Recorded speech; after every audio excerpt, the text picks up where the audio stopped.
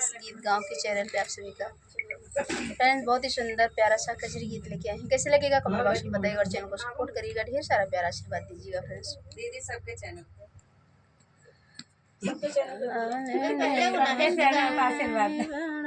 पोसी माई बड़ा कई दिहली हुई है लाल हमारा सहरवाना।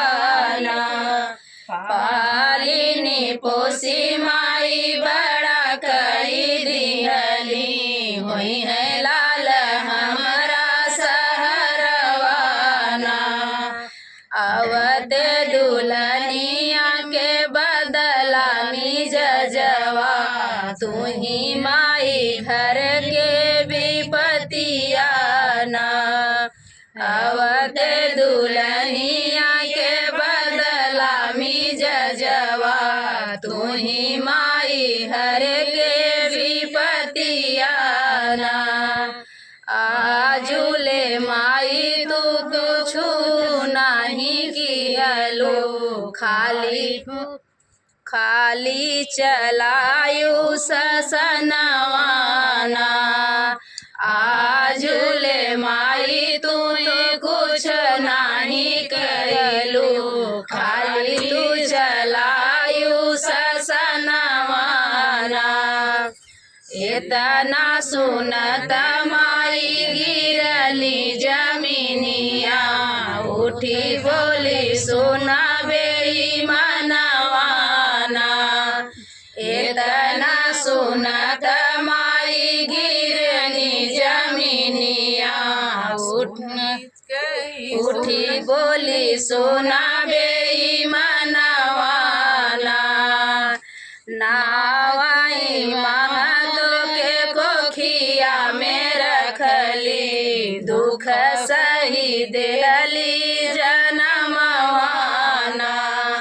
नावे महतो के कोखिया में रखली दुख सही देहली जनमवाना। रात दिन जागी हम दोहवे सोवली रेला बुकवा कैली बेई मनवाना। रात दिन जागी हम तोहके सोवली तेल बुकवा कैली बेई मनवाना। आचरा में तो भी तो के दूधवा पियवली नहीं देखे लोगवा समझवाना।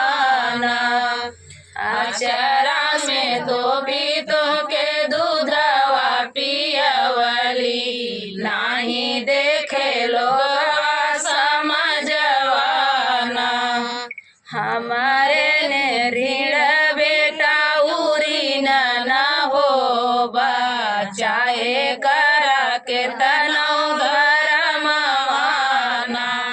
हमारे ऋण बेटा उरी न होबा चाहे करा के तनौ धर्मवाना।